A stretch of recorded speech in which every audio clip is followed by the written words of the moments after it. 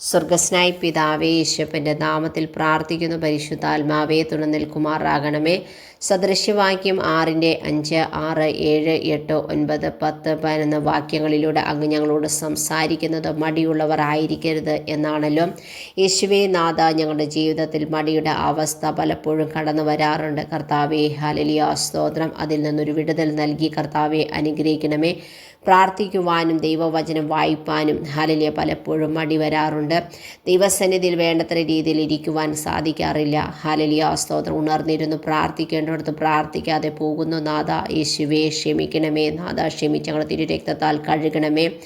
ആത്മീയമായ മേഖലകളിൽ മാത്രമല്ല നാഥ, സ്തോത്രം, ഭൗതികമായ മേഖലകളിലും ഹല്ലേലൂയ മടി വരാറുണ്ട്. മടി മുഖാന്തരം പല കാര്യങ്ങൾ ചെയ്യുവാൻ കഴിയുന്നില്ല. ഈ ബന്ധനാവസ്ഥയിൽ നിന്ന് കർത്താവെ എന്നെ പുറത്ത് കൊണ്ടുവരണമേ.